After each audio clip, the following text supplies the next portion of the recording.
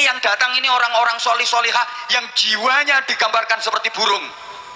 Kok digambarkan seperti burung? Di mana tempat?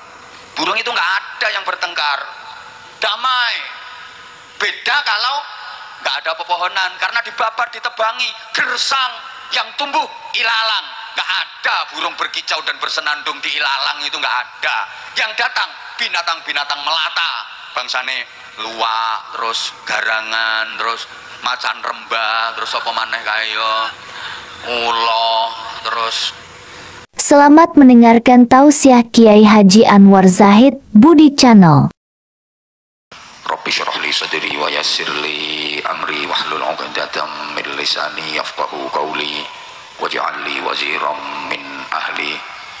Allahumma nawwir qulubana wa quluba dzurriyyatina wa quluba jama'atina binuril ma'rifah wa ilmil mukasyafah wal basyirah. Ya Fattah ya Alim, iftah qulubana wa qulubahum futuhal 'arifin. Amma ba'du. Ulama anal ajilla wa masyayikhana al-a'izza, para alim ulama, bapak-bapak kiai, para ajengan, ibu-ibu nyai, para pengasuh pondok pesantren, pimpinan majelis taklim, majelis zikir, majelis sholawat, para sesepuh, semuanya yang kita ta'zimi, kita mohon restu, kita mohon doanya. Fadilatul Mukarram wal Mu'azzam, guru kita Kiai Haji Bustami Mukhtar, juga para kiai yang lain, tanpa mengurangi rasa hormat dan takzim, tidak bisa saya sebut namanya satu persatu karena saking banyaknya kiai, ajengan, ulama yang hadir memberkahi majelis kita malam hari ini. Mudah-mudahan beliau-beliau para ulama senantiasa diberikan kekuatan zahiran wa batinan, diberikan kesabaran, keikhlasan, keistiqomahan untuk terus menegakkan akidah Ahlussunnah wal Jamaah ta'ala kalimatillah allati hiyal ulya. Amin Allahumma amin. Para pejabat pemerintah dalam semua tingkatan bersama jajarannya, tokoh-tokoh masyarakat, tamu-tamu undangan, semuanya yang kita hormati, pimpinan dari Majelis Nurul Habib Gus Rakil bersama seluruh pengurusnya, selamat dan sukses. Mudah-mudahan majelis ini ke depan makin maslahah, manfaah dan barokah. Oleh karena itu, mohon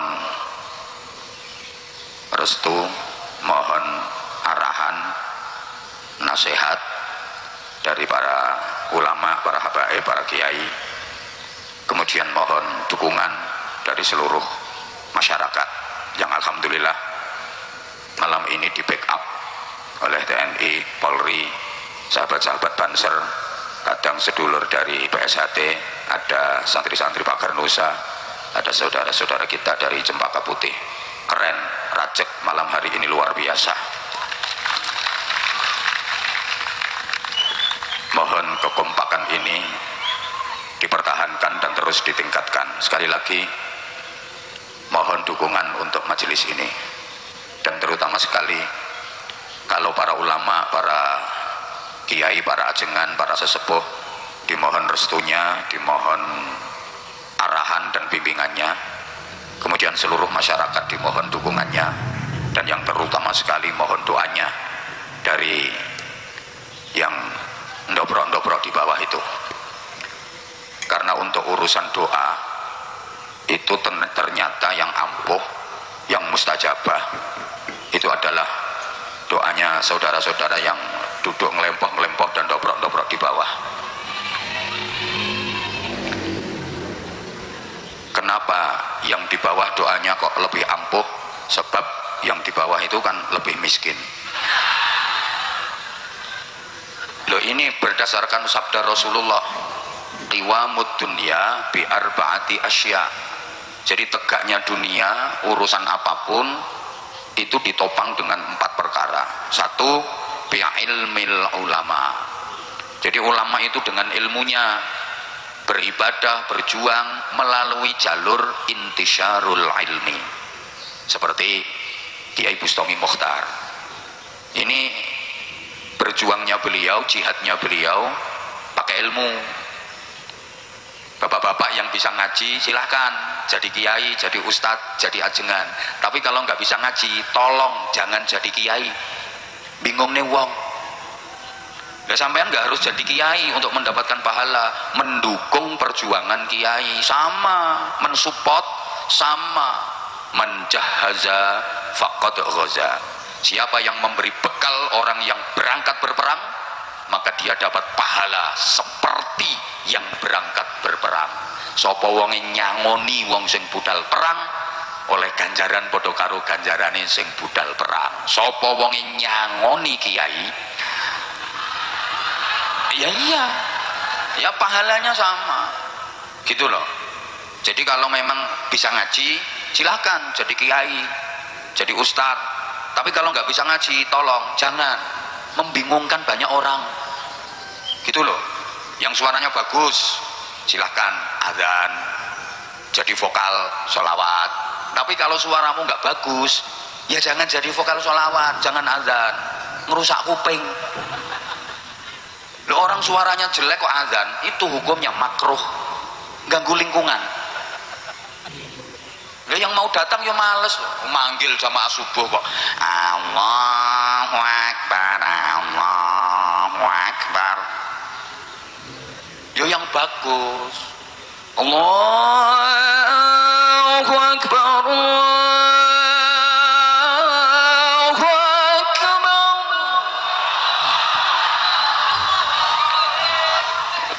Bukan cuman Gus Rakil yang suaranya bagus, Gus Anza juga bisa. Gitu loh. Nah kalau dirimu bisa organisasi, silakan berjuang melalui organisasi, melalui organisasi kemasyarakatan yang manfaat. Silahkan, entah jadi ketua, entah jadi wakil, entah jadi sekretaris, atau jadi anggota. Jangan semuanya pengen jadi kepala. Aku mau gabung tapi harus jadi kepala. Gak mau aku kalau jadi kaki. Wong kok diri monggo sikil-sikilan. Lah dipikir sikile ora penting apa? Ndas iso mlakuki mergono sikile. Gitu loh, coba bayangkan kepala aja nggak ada tangan, nggak ada kaki, gelimbang-gelimbung yang dhuwur meja. Gitu loh. Ini penting semua, makanya di sini yang hadir semuanya orang-orang penting. Yang di atas panggung semuanya penting. Ini bagian pangestu itu. Ini grup hadroh penting. Sambil nunggu penceramahnya, hadroh main. Nah kalau nggak ada penceramahnya, kalau nggak ada hadrohnya, nunggu penceramah mau ngapain sampai ya? Cotos-cotosan. Tukang son penting. Oh, terima kasih tukang son, keren, jasanya luar biasa. Sonnya enak, keren. Nah kalau nggak ada sonnya, saya suruh nyeramai orang selapangan, pedot intil-intil saya. Tukang lampu penting. Nggak ada lampunya ya kayak sholawatan di alam kubur. Semuanya penting.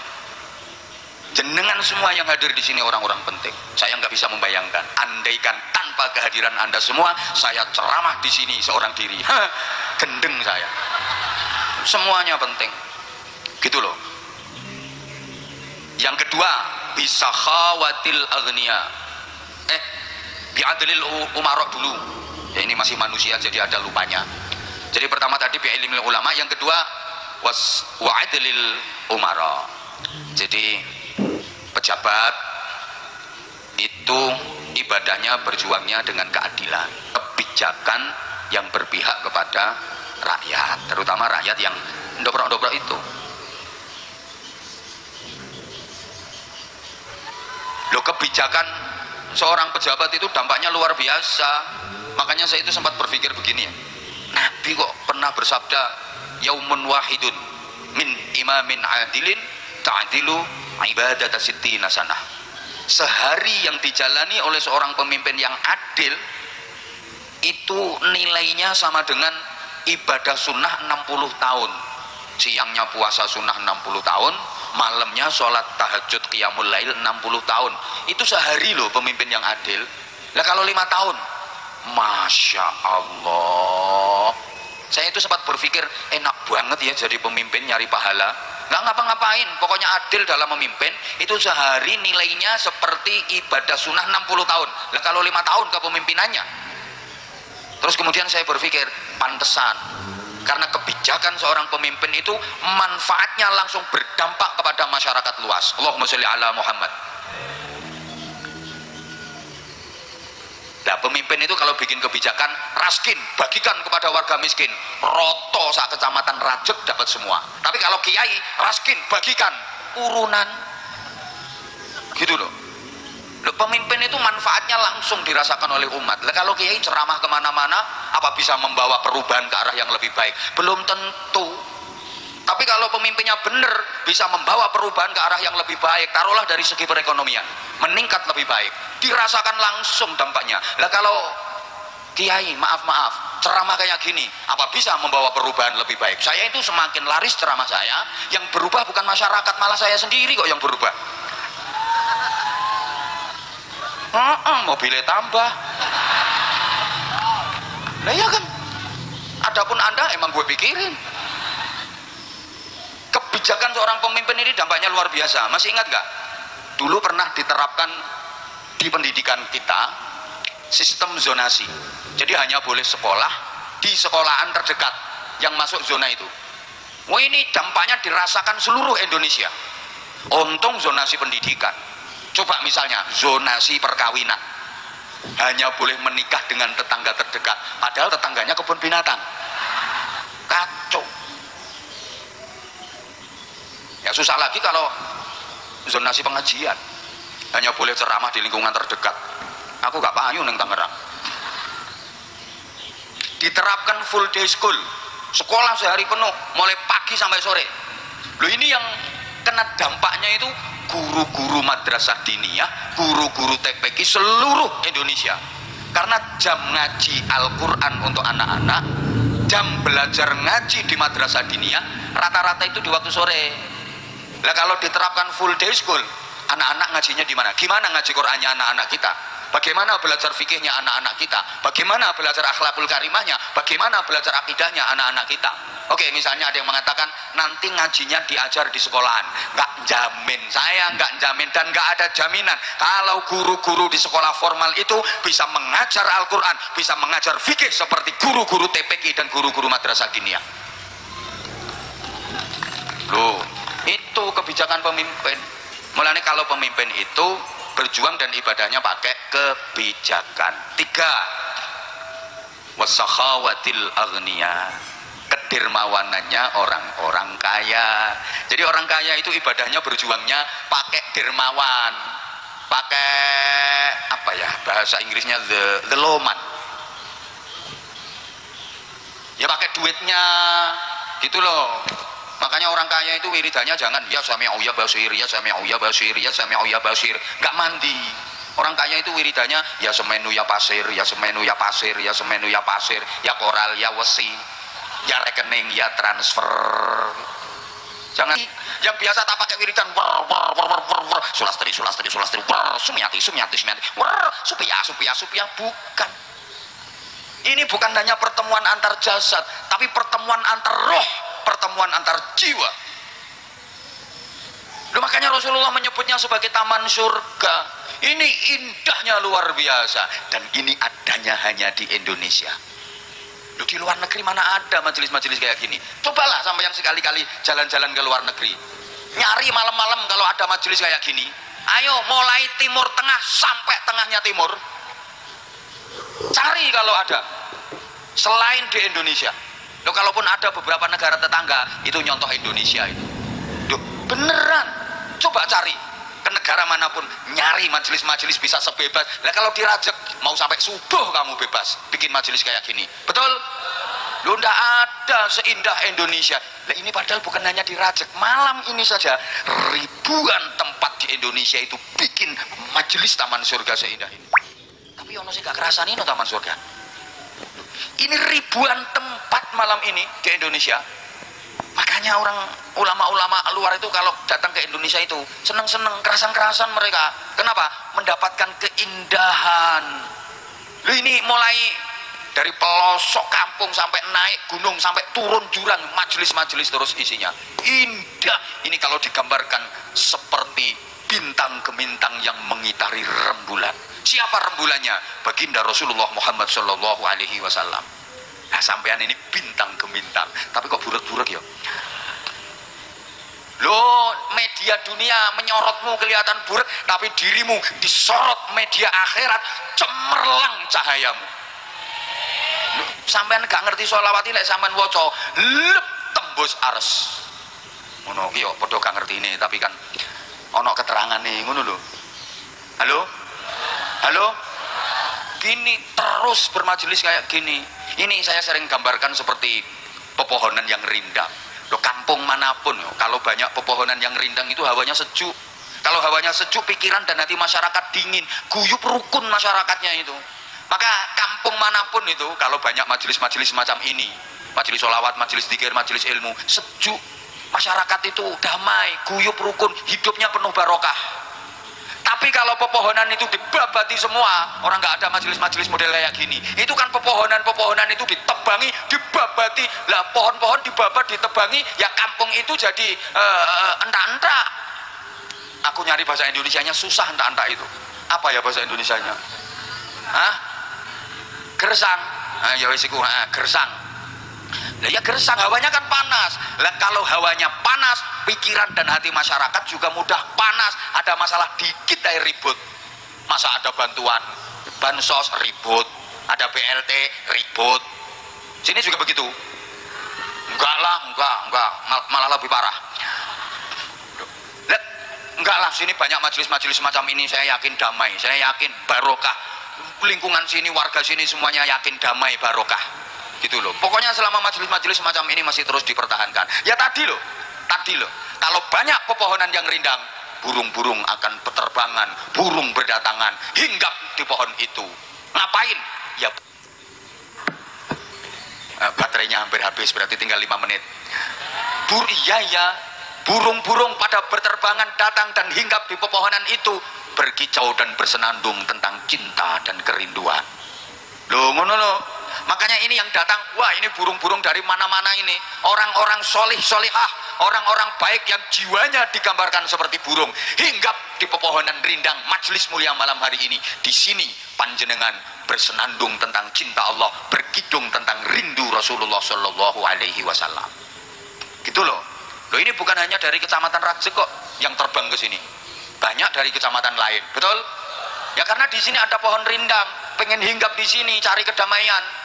Bahkan dari kabupaten lain terbang datang ke sini untuk mendapatkan kedamaian. Di sini ada pohon yang rindang. Saya jauh dari Bojonegoro, Jawa Timur, terbang dan hinggap ke sini karena saya ke sini dalam rangka mencari nek gak ngerti karepku ya kondisi mencari kedamaian. Astagfirullahaladzim. Mencari barokah. Kok duit yang mahal nilainya itu persaudaraan. Gitu loh. Konco karo duit itu jelas milih. Konco karo duit luwih penting. Astagfirullah. Coba ya tak jelasin ya. Duitmu banyak banget tapi nggak punya temen, nggak punya siapa-siapa, hidupmu sendirian. Mau dipakai apa duitnya? Ya guru ki awakmu. Hidupmu sendiri di tengah oro-oro sana jadi ketua suku belekok kamu. Percuma duit banyak, wong nggak ada temen. Lah meskipun dirimu nggak punya duit tapi temen banyak, enak. Ada kerepotan, banyak yang bantu. Ada kesusahan, banyak yang nolong, temennya banyak. Gini apa ge? Iya apa ya? Nah makanya konco karo duit, kui ternyata luweh penting. Astagfirullahaladzim. Tadi kok udah bilang iya toh tadi? Lah yang ngomong ge tadi siapa? Coba dengerin lagi, tak jelasin. Pikir toh pikir. Pikir sing jernih. Duitmu banyak banget, udah triliunan wes, triliunan. Tapi dirimu nggak ada temen, ayo hidup sendirian. Mau ngapain? Pakai apa duitmu? Percuma, betul? Nah, meskipun nggak punya duit, tapi temennya banyak. Wah, susah kayak apa? Gampang, banyak yang nolong. Ribet kayak apa? Enteng, banyak yang bantu, betul? Makanya temen sama duit itu lebih penting. Kita terus no katut edian aku iki kok. Astagfirullahaladzim. Yang mahal itu nilai persaudaraan kok. Loh, ini yang datang ini orang-orang solihah yang jiwanya digambarkan seperti burung. Kok digambarkan seperti burung? di mana tempat. Burung itu nggak ada yang bertengkar, damai. Beda kalau nggak ada pepohonan, karena dibabat, ditebangi, gersang yang tumbuh ilalang. Nggak ada burung berkicau dan bersenandung di ilalang, itu nggak ada. Yang datang binatang-binatang melata, bangsane luwak, terus garangan, terus macan rembah, terus apa maneh kaya ulo, terus biawak, boyo. Lah aku engko nek petuk isine mung kerah cakar-cakaran kae. Nah, di semak belukar, di ilalang nggak ada burung berkicau bersenandung di situ. Yang ada apa? Binatang melata. Kalau ketemu mesti berantem. Kalau ketemu cakar-cakaran. Gitu loh. Desa kok nggak ada majelis sholawat, nggak ada majelis ilmu, nggak ada majelis zikir. Masyarakatnya suka ribut, mesti ada masalah dikit berantem. Mesti gitu. Jiwanya masyarakat ya seperti binatang-binatang melata itu, panas. Beda dengan kalau banyak majelis-majelis semacam ini, pohonnya rindang-rindang, burung-burung berdatangan, hinggap di situ cari kedamaian. Ini yang hadir orang-orang baik, orang-orang solih-solihah yang jiwanya digambarkan seperti burung. Nggak ada burung bertengkar. Ono manuk tukaran, manuk kerah ono. Kok iso ono manuk ibu bojomu kuwi sing kerah? Burung apa? Oh, burung itu tempatnya di Cakrawala kok. Cakrawala tuh luas tak bertepi, terlalu naif untuk dijadikan medan pertengkaran. Ngapain aku harus berantem? Ngapain aku harus bertengkar? Cakrawala ini luas, bro. Ngapain berantem? Ngapain bertengkar? Kalau aku nggak diterima hinggap di pohon itu, ya aku terbang nyari pohon yang lain, aku akan hinggap di sana. Di sana aku nggak diterima, aku terbang lagi nyari pondok ya pohon yang lain, aku akan hinggap di situ. Di situ nggak diterima, aku terbang hinggap di pohon lain. Yang penting damai dan aku tidak menyakiti saudaraku. Loh, paham ora diomongin ngene iki? Tak wangi petentengan kono nduweh. Loh, burung itu simbol kasih sayang. Gitu loh. Makanya itu anak-anak muda kalau mau nikah itu di undangannya umumnya digambari burung, cucuk-cucukan, simbol cinta dan kasih sayang. Kecuali ini nanti kalau jadi manten ini nikahan ini sampul undangannya digambari garangan ini nanti. Semuanya gambar burung karena itu simbol cinta dan kasih sayang. Lu ini majelis kayak gini jangan dianggap remeh, jangan dianggap sepele. Allahumma sholli ala Muhammad. Masih kuat?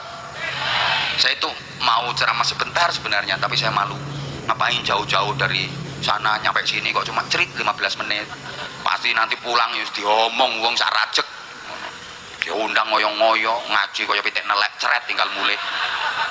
Mesti itu. Mesti digermengi seperti itu. Padahal maaf ya, ini saya boleh cerita ya. Ya, yang mau pulang enggak apa-apa kok pulang, tapi ada yang di sini loh untuk teman saya. Nah, kalau pulang semuanya saya apa bedanya dengan orang gila? Ini boleh cerita ya. Ya, betapa saya datang ke sini ini penuh perjuangan. Saya itu sungguh ya. Maaf banget. Dibilang riak ya terserah lah. Pokoknya saya cerita. Ini ceritanya kan gini. Kemarin itu, tak pikir jadwal di sini itu nggak ada. Orang yang bagian penjadwalan saya itu nggak ngomong itu udah waktu deket. Loh, ada jadwal di Jakarta. Kapan? Tanggal ini. Loh, itu kan kita udah persiapan mau berangkat haji, antisipasi. Nanti kalau sewaktu-waktu berangkat gimana? Udah kayak gitu. Ternyata jadinya deal. Ngapain orang di sana itu banyak ulama mau ngundang orang sekedar kayak saya. Tuh. Nah, tahu-tahu yang ngundang Gus Ragil. Oh, ya mbok. Ini kan yo ngene-ngene kan yo rontok bolo. Ngono. Oh, Gus Ragil. Akhirnya ya udahlah, nggak apa-apa kalau ada waktunya. Tuh. Nah, kemarin malam itu saya masih di Sragen sama Ngawi. Yang di Sragen itu sebenarnya bareng sama Habib Syekh, tapi karena beliau masih dirawat di rumah sakit, alhamdulillah siang tadi beliau udah keluar dari rumah sakit, udah sehat, doanya panjenengan semua. Nah, di malam bareng sama putranya beliau sama Habib Umar bin Syekh. Terus malamnya di Ngawi, sampai rumah udah subuh. Terus saya kemas-kemas, terus pamitan sama anak-anak karena insya Allah mohon doanya sekaligus mohon doanya panjenengan besok malam berangkat haji. Itu makanya sekalian kemas-kemas, enggak istirahat enggak apa, pamitan sama anak-anak pondok ke bandara karena di jadwal itu terbangnya jam 12, saya jam 11 sudah nyampe bandara. Ternyata delay sampai jam 2:30 sore. keluntrang keluntrung kaya wong Bambung no bandara. Nah begitu nyampe sini udah langsung ke tempat transit istirahat, itu udah maghrib, mandi sholat isya, maghrib isya, berangkat ke sana tadi Citra, pokoknya sana lah pokoknya tadi sana langsung naik tuh ramah nyampe sini langsung berangkat lagi ke sini dulu. Aku kyo nyelak no, dan sekalian saya habis ini nggak pulang, langsung nunggu di sini tuh. Yang wes ngono tok ceritane. Lah aku kan ngomong mau cerita. Yang wes ngono tok itu ceritanya. Nah, ini kan jadwal nyelak gitu loh, dan alhamdulillah saya malah bersyukur ketika tadi saya datang tadi loh yang tiu tadi yang terakhir itu loh, itu aku itu tadi yang tiu terakhir tadi menurut rumah samu pencuri. Lah alhamdulillah saya lihat Gus Ragil, wah ini jamaahnya, wah alhamdulillah bubar, tak pikir kasih itu ceramah aku kan banyak yang pulang tadi, banyak yang pulang. Aku datang tadi loh kok udah pada pulang apa udah bubar apa gimana. Nah ternyata kok alhamdulillah masih ada yang ngaji. Berarti terus kesimpulanku, ini nanti yang nunggu sampai acara selesai itulah yang paling gampang menuju surganya, karena itu yang ikhlas itu gitu. Tak pikir oh berarti yang niat ngaji sampai selesai ya itu orangnya, ya tinggal segini ini. Yang tadi itu pokoknya niatnya golek rame-rame ngono ae. Oh, sing penting iso gawe status hadir di tablet akbar, pulang statusnya wis dadi.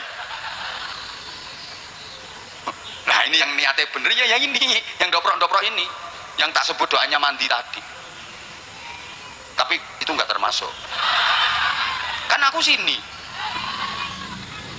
Loh. Tahun calne no sawah lo ini jangan dianggap sepele loh, hikmahnya luar biasa. Kita di majelis seperti ini dididik untuk mempunyai sifat tawadhu. Tawadhu itu rendah hati, bukan rendah diri. Kalau rendah diri tidak boleh. Rendah hati, apa hubungannya majelis semacam ini dengan sifat rendah hati? Apa hubungannya majelis semacam ini dengan sifat tawadhu? Tak kasih tahu. Makanya saya, untuk ibu-ibu ya, saya kalau ada temenmu, tetanggamu yang nggak mau ikut majelis kayak gini, aku kirim salam. Tolong sampaikan Bu ya. Besok langsung sampaikan, Mbak dapat salam. Dari siapa? Abah Anza. Nggak kenal, masih nggak kenal, pokoknya tak sampaikan, wong ini pesen. Apa salamnya? Suruh ikut majelisan. Kenapa? Loh, wong perempuan kok cuman di rumah, utak-utak, ubak-ubak, utak-utak, ubak-ubak, utak-utak, ubak-ubak. Kamar mandi, dapur, masuk kamar. Kamar mandi, dapur, masuk kamar tidur. Utak-utak, utak-utak, utak-utak, ubak-ubak di rumah. Apalagi kalau udah mandi, kowosoan. Masya Allah, tutul. Kosokan ini nganggo gerindo, krok. Terus masuk kamar diri di depan kaca, tutul jendak jendit.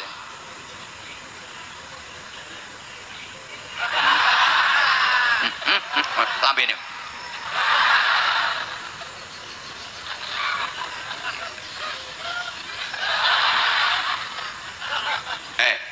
Maaf.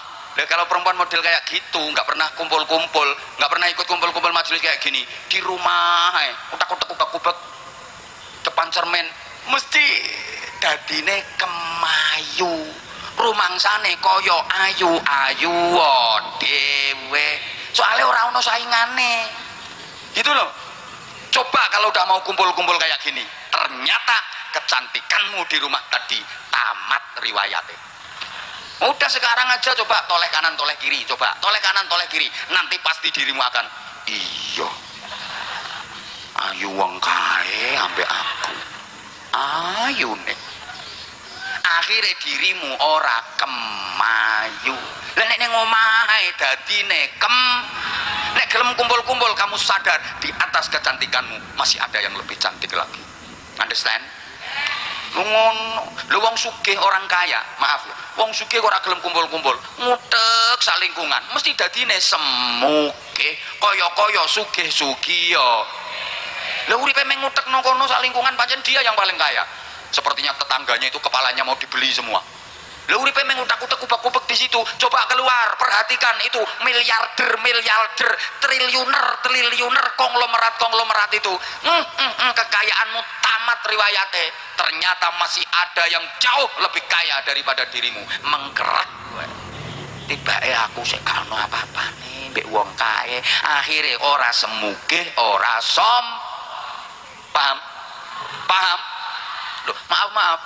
Wong pinter lho nek gak gelem kumpul-kumpul, dadine ya kemin. Kaya pinter-pinter dhewe. Lah hidupnya cuma ngutek di situ kok. Nanti ada acara dia yang doa. Tahlilan dia yang mimpin, manakiban dia yang mimpin, khutbah juga dia, ngimami juga dia. Ya kaya pinter-pinter dhewe. Coba kalau udah kumpul-kumpul kayak gini, tamat riwayate. Di atas kepinteranmu masih ada yang lebih pinter. Wa fauqa kulli dzi ilmin alim. Di atas orang yang berilmu masih ada yang lebih berilmu lagi. Lo jujur mawon. Kula niki lah gak iso ngaji to kula niki. Saya ini nggak bisa ngaji. Kalau kumpul sama kiai-kiai seperti ini, masya Allah, saya itu rasanya koyok cili.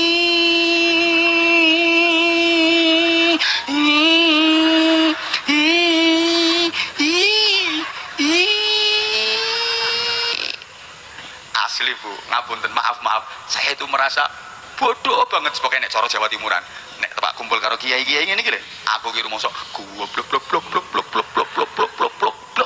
Demi Allah. Oke.